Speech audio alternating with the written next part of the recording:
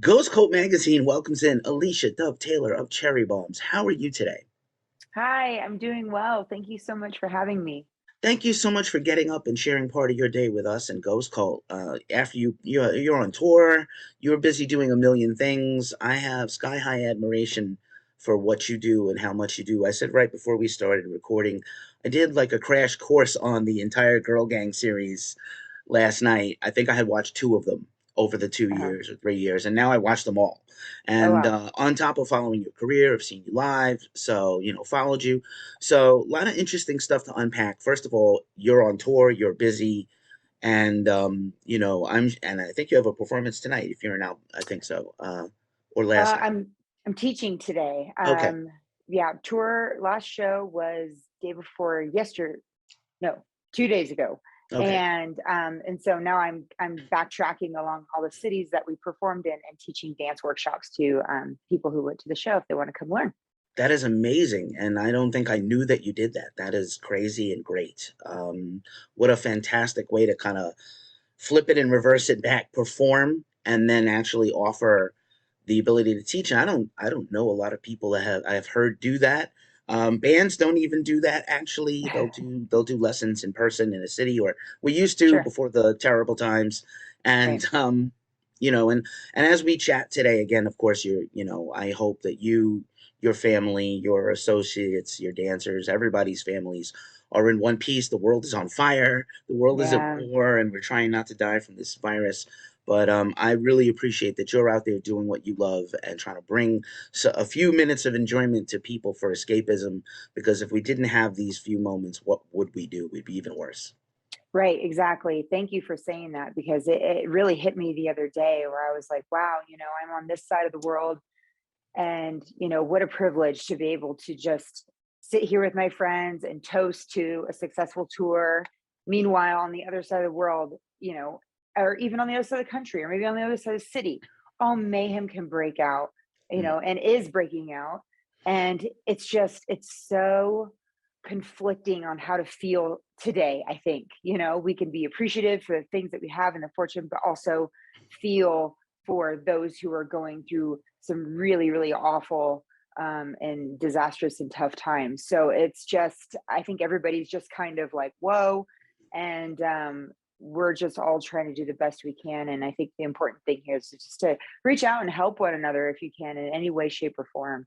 I love that. And all about that. And any charities you support, let us know. We'll help share. I know Ginger, who are Ukrainian, just launched like Hmm. an incredible, funding platform with Yes, shirts their and things. merchandise. And Yeah. it's their home. And we have a photographer who's from Ukraine, and we were talking about, hey, Knotfest Roadshow's coming up, and Welcome to Rockville is coming up. Do you want to cover these things? And she's worried about her family back home. So like, Of course. tough times all around, and nobody is really immune to war, even if it doesn't personally come into your life, because this Right. thing could snowball to the whole world if we're not careful.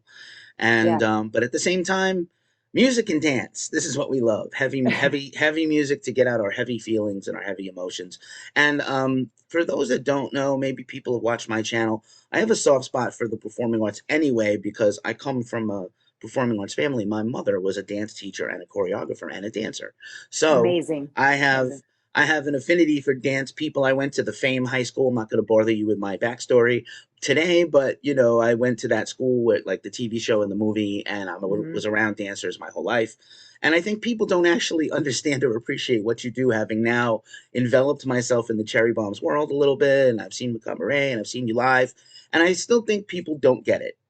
Do you Right. just so here's where I want to start. Like maybe the biggest battle you have to fight is not sexism or who you love and are married to, but like that people are dumb and they don't understand. They see what you do and they don't just enjoy it for what it is, and they're trying to overthink it and they don't get it. Right. Is Yes, that I is think that fair? that's probably pretty fair to say. I would agree with that. Describing what cherry bombs is very difficult. I don't think that dance and the performing arts aspect is really at the forefront of entertainment right now. I think it's kind of become underground a little bit, right? I mean, people may go to the ballet to see the Nutcracker every year with kids or something like that, but it used to be a very popular thing for people to go to the ballet, right? And so what Cherry Bombs is becoming is kind of that, but for rock and metal fans. So what we're really doing is we're kind of forging our own trail in this live music concert industry, but doing it in a performing arts way, via dance. So and circ arts. And yes, it is incredibly hard to describe. In layman's terms, I just say, take dance and take Cirque du Soleil and then put it together, put it in a blender and stick it to all rock and roll music or rock and metal music. And that's about as good as I could get it. But it's But still very tough. it is an experience, and you have been growing this thing out of your brain for a long time, and Macabrét and the films and the things that were intended to just be trailers and teasers are now full blown productions and even mini little cinematic universes by yourselves.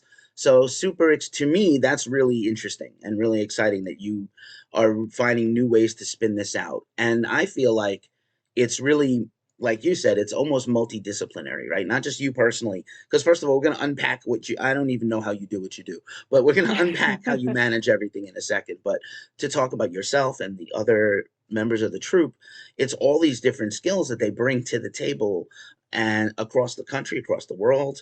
And it's great. Like the show you're putting on is nuts. Like it's not, it's It is. bizarre. It It's, is and bananas. it's banananas, and it's supposed to evoke emotions. And I don't want it's like, I get that, like a band, people may watch you and listen to you and be like, huh? Sure. I remember seeing Corn for the first time open for Megadeth and Fear Factory, and these chocolate and Ah, peanut butter didn't go together yet. And right. I had not even heard a Corn song yet until I saw them live first. And people around me were like, what is going on? And I'm from the Yes. city, and I was like, oh, I get it, it's perfect, I love it. Yes. Beat on Yeah. a trash can, it's fantastic. But Right. people were perplexed, and I think half of the battle for you is just kind of education, right? It's just like, well, here's what we Right. do. So I love the YouTube channel, is phenomenal. And I think you do, if you have a hard time putting it into words succinctly, you do a wonderful job of showing it. So that's Thank the you. flip side. Yeah, that's really kind of the goal is just you just have to see it to get it. And so we're just trying to put ourselves out there as much as we can so that people can experience and go, "Oh, okay, I get it." And kind of like what you said about corn, and you see the same with Slipknot or any other band that's kind of did a thing that hadn't really been done before. They couldn't explain it either in the beginning, and they just had to go out there and just show people. And it at first, it it's like that old proverb. I think it's a Chinese proverb about how the first person to do something looks like a maniac. He looks crazy, but then a person over here joins in, and another person comes over here, and all of a sudden, before you know it, now you've started a whole movement. But it just takes that one person that appears to be kind of insane, or it's a little weird, or now, to just start it, get that snowball going down that hill. And then after a while, enough people will get it and catch on, and then it just grows and grows and grows. And I love seeing that also with new bands coming out that are doing different things. Bands like Spirit Box, I think, are really forging kind of a new path in their style too. So it's been really cool. I'm really glad you brought up Spirit Box, because there's a little bit of I see a parallel there, because just like a band, you have done this very DIY from the beginning. And Hmm. I cannot believe that I was watching you not just perform, not just choreograph, not just stage manage, not just operations management of the whole crew, not just make the art, not just costume design. Holy cow! First of all, you need like 100 clones or assistants, again, we have a wonderful crew of people that you work with and trust. That's great, Mm, and you've been lucky and gotten some opportunities to go work in some studios that had some built-in incredible facilities, like the right. pyrotech folks and Yeah. that whole video. But like, I'm just astounded. I don't know how you keep it organized. How do you keep it organized? It's insane. Man, it's tough. I'm not gonna lie. I need an assistant terribly. I need support terribly. Um, it's it's gotten to the point where it's kind of like spinning too many plates, so things start to fall. And like you said, I'm running the group, running the rehearsals, designing the merchandise, packing your merchandising, and shipping it to all of you if you order it. I do our Shopify store. Luckily, I have a web design team because that's just like not my wheelhouse at all. It looked terrible. And yeah, it just becomes really overwhelming. So you have to really be good at time management. You have to work fast and efficiently, and you have to call in help when you really really need it. So I'm getting to the point now where I'm able to hire other people. I'm able to delegate a little bit more, which I really really want to do. Trust me, because I want to spend time with my family, and I want to focus more on the creative and writing new shows and producing more shows. So it's definitely a work in progress. But again, it's hard to find people that get this thing, and want to jump in and understand that whole realm of live entertainment, touring, arts, this sort of thing. But I've been very lucky in that very, very, very recently, I've had a couple of very talented folks step in and say, "You look like you need help. Let me help you." And I say, "Okay, I'm trusting you. Go." I am very lucky to have a few trusted lieutenants in my life, and if I didn't, I would collapse because I can't even manage two things, and you're managing like 20 things. So my hat goes, I tip my hat to you. And yeah, it's wild. And I think there is a strength in being able to say, I need help and I have to Yeah, delegate. I'm a control freak, and I'm not saying you are, but I am. And I know it's really hard to let go because this is your baby. And this has been your baby for a long time. And I don't know that people quite get that. And even when they see the band pop up in a Fozzy video or the Mastodon video or appearances or at the festival, you really have your hand on every element of this. And that's, I know that's what your comfort zone is, right? Because it's so important to you that everything goes off without a hitch. And I love the thing that I saw where you were like, for the first time, I'm gonna go first. I'm gonna shoot my scene first so I can get it out of the way and focus on everybody else. And that is so a mother hen and also a choreographer and a boss and a yeah. manager and all these hats you're wearing. It's not just fun ones, but like serious hats you're wearing that really hard. Yeah, it is. I've really had to learn how to prioritize different things, and I've been so used to putting everyone on my team first. Like take care of them first, take care that it was affecting my performance or my personal, you know, energy level or focus or mental health. So I said, okay, I have to be selfish for just this one moment. Let me just get my bit out of the way that I can stress over that and just do a really good job there. And then I can refocus and then give my team all the attention that they need. And I don't have to worry about what I have coming up for me, for myself. Because, in addition to managing everybody and directing everything, I'm also a performer. So, and I'm challenging myself in new skills and new things. So, I've definitely had to switch gears there too. And for me, it was always very hard for me to ask for help because I never wanted anybody to throw it in my face later.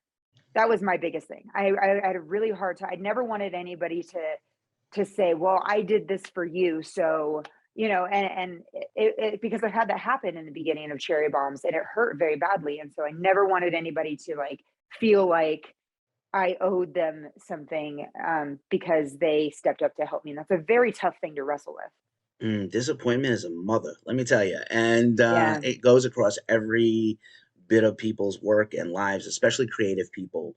I feel like my whole life has been around artists and dancers and musicians, and yeah, disappointment hurts bad. yeah, Worse than a bad gig, worse than not getting a job. It hurts, but tough. it seems like things are coming up. Shows are coming back. You got to do the CMFT tour, Mhm. and you have been on a little mini run of tour dates, and now the teaching, which I wasn't even clear on. That's amazing. Again, I don't think anybody does that. I think bands and guitar people can do that over Skype. We used to do it all in person. Meet and greets Sure. are still iffy with the Rona, and hopefully we're getting through this. I say this till I'm Mhm. blue in the face. I'm cautiously optimistic. We're going to get through this. I have been very Yeah, fortunate on the west coast of the country where I can go to shows, but it can still go back to being bad again. So I right. appreciate you bringing what you do to people. I'll probably say that 10 more times because I think it's Yeah, important. We need to escape right now, and right. it's entertainment at the end of the day. Just let yourself be entertained. Let it come to you. You'll get it. Maybe Yeah, it takes a few times for people to understand it when you take the yeah, whole thing in. And I think, like I said, Macabrét is a thing that, and the videos will are super educational, and that's like a fun thing. Like if you just watch it for a few minutes, you get it. yeah. It's it's been really fun to connect with fans via these workshops in a completely different way. Give them something to do, be hands on. Maybe even gives them some enlightenment as to how Cherry Bombs operates, because I do teach them choreography from our actual show, and I could break it down and simplify it for every level. And so it kind of gives a little insight as to how tough this stuff really is, if they didn't have any idea before. And plus, like you said, it's just entertainment. It's just fun. It's nice to just check out for an hour or two and just zone in on this whole thing and just forget about all the crap outside the door. So Macabrét is really out of left field for me as far as cherry bombs go. Up until this point, we really were kind of just piecing dance pieces together in no kind of order or method or to the madness. It was just kind of like, okay, let's do a piece here, let's do a piece. So it felt very much like a dance recital, if you will. And this time around, I wanted to challenge myself in writing a storyline and have each piece have intention behind it and a purpose of each piece to take you from the very beginning of the storyline to the very end of it, with all the transitions in between, so that there was just purpose there throughout every piece in the show. Awesome. And again, these things are very. It's not just like you show up and perform. You are you're living for these performances. Every single element, lighting, safety Mhm. was a humongous thing. I'm super impressed with all the OSHA would be give you guys an award for all the safety and extra measures. And then there's a whole other layer. I don't, I'm sure you blew in the face talking about this, and it is Women's Month, which we shouldn't even need to have a Women's Month, but we have a Women's Month, and International Women's Day is coming up, and it seems like you've dealt with not even just online, but in person, a tremendous amount of insane levels of sexism and terribleness. And so I don't, you can't clap back on everyone, and you can't, you have to be diplomatic when you're trying to do a gig and get paid. And there's Sure. all levels of that too. But it seems like not just you, but everybody in the group is facing and that's the music business and the entertainment business also. I know that, but just seems Yeah. like there's an insane extra amount thrust on you for I don't know why, the stupidity, sexism, idiocy. Maybe all of the above. I don't Yeah. know. Yeah, and not only is it particularly sexism that we deal with, but there's also an extra layer because we're not a band. So, because we're not a band, sometimes we're treated as like an accessory or less than. Um, I remember one particular show we were on, there was going to be a podcast being shot onto the stage right when we were done. And the day of the run of show of that day was running late. So bands were running late, they were going over their time. And you've been to festivals and stuff like that. What happens when you go over your time? Well, usually they just cut you off so that they can keep on, being on time for the next piece and then catch up again. In this case, they did not do that. So they were running late. Where they wanted to cut short was our show before we'd even started. So we're getting ready to go on stage, and they said, okay, there's gonna be a podcast on the stage. We're gonna put up a couch and two chairs on the stage. And can you guys just dance around it? And I was like, no. And they were like, well, why not? Why can't you just go around it? The microphones and the couches and the chairs. And they wouldn't listen to me, but a man was next to me and he said, move the furniture. It's going to take you 20 seconds. Would you ever ask a band to do that? And that's what did it. Yeah, it's Yeah. brutal, and it feels like it's probably a daily, day-to-day thing for you and the group, which is really rough. Not it's becoming a lot better as we earn the respect from those in our industry and our peers and our colleagues. It's becoming a lot better. Like you mentioned just a little bit ago, with the safety aspect, when people are seeing that we're doing these crazy walkthroughs with the fire marshals and the city, and we're really having to be on top of our game when it comes to our rigging and all of these extra things that these other people in this industry wouldn't dream of doing.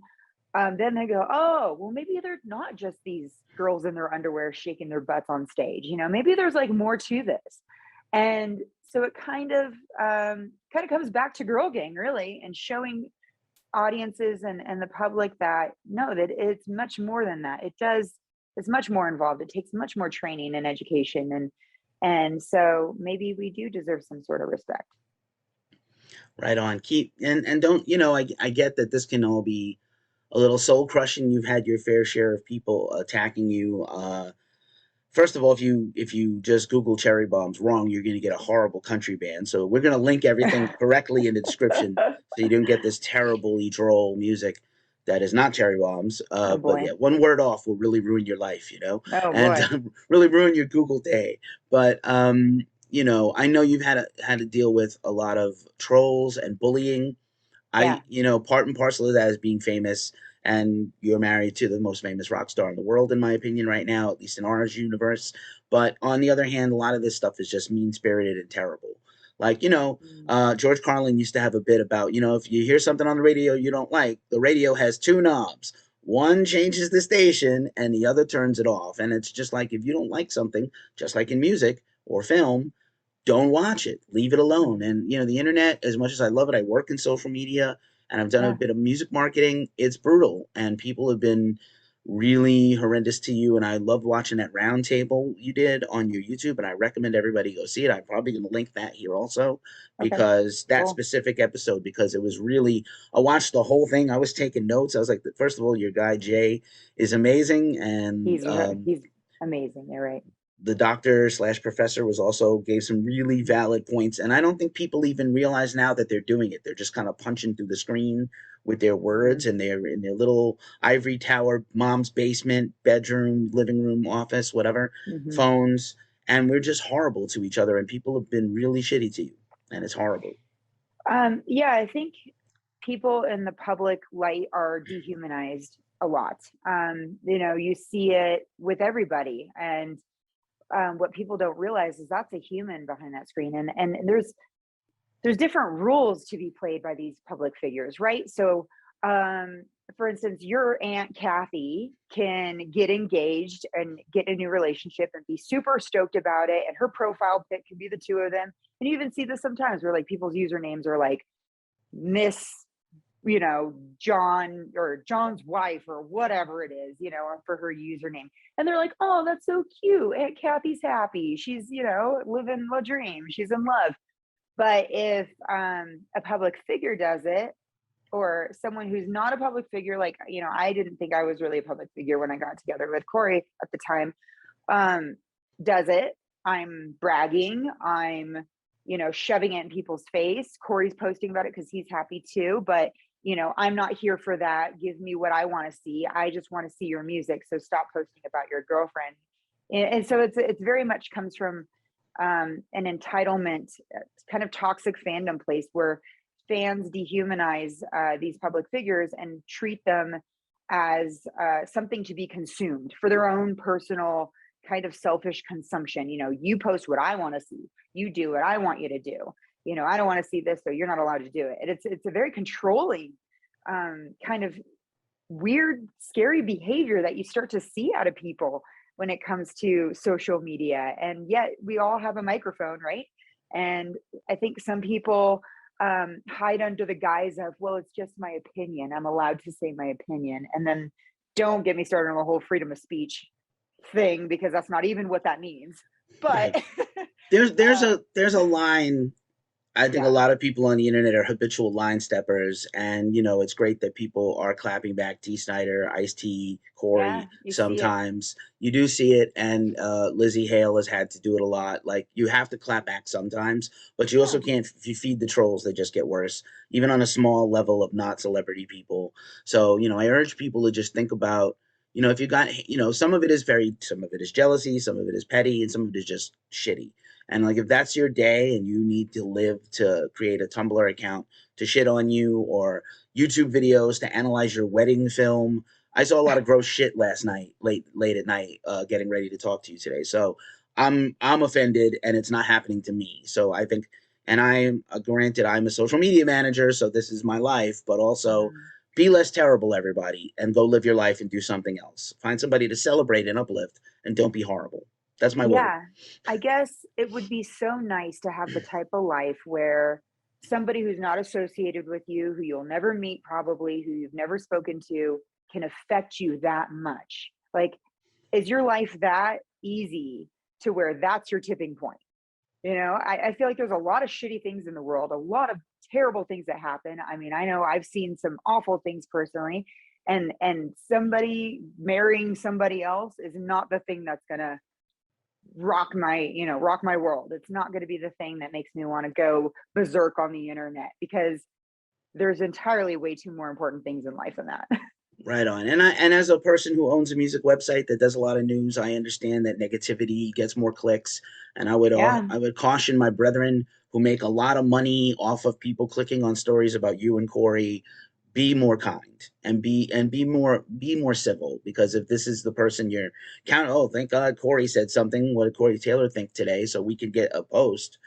Be a little Hmm. more conscious of that too, and let's not focus on their personal lives as much and talk about the music and the art and the dance, Oh, and like that's what matters really at the end of the day, not like where you guys went to go to dinner. you're uh, asking too much, Keith. You're asking I way know, too much. and again, we're guilty of it. Anytime there's a story about something that we know is important, we rush to try to do it. So, like, I know we're part of the problem a little bit, but I like to think that we don't do the whole TMZ grossness thing. That's just me. Right. As we wind this down, I want to give you back your very busy day to you. What's coming up next? Do you guys? You may not be able to talk about it, but do you have any more appearances, tours, festivals, videos, things you're working on? I'm sure there's a million things. There are quite a bit of things in the works right now. As with anything in this industry, it can all fall out the bottom or it can come to fruition. So there's a lot kind of in the air. But the things that I can say are we will be at Louder Than Life, and we will be at Aftershock Festival. So we're super excited about that. And we're going to be heading overseas to Manchester, UK in October, for the first time. So we'll be able to reach our fans over across the pond, if you will. So I'm really excited about that too. Nice. We have quite a bit of team out in the UK in Manchester, so maybe we'll get to cover you out there. And Yeah, look that forward would to be seeing great. you. We'll look forward to seeing you at Louder Than Life Aftershocks in my backyard. So perhaps we'll see you there. Awesome. And just keep doing what you do. Don't listen to the haters. And I think what you're doing is you're bringing. Yeah, I don't can't think of anybody else that's doing kind of all these disciplines and all these things at once. So keep your head up. Keep doing what you do. I appreciate you. We appreciate you. Thanks so much for hanging out with Ghost Call and spending your morning with me. That's awesome. Continue to enjoy your coffee and your day, and be You safe out there. too.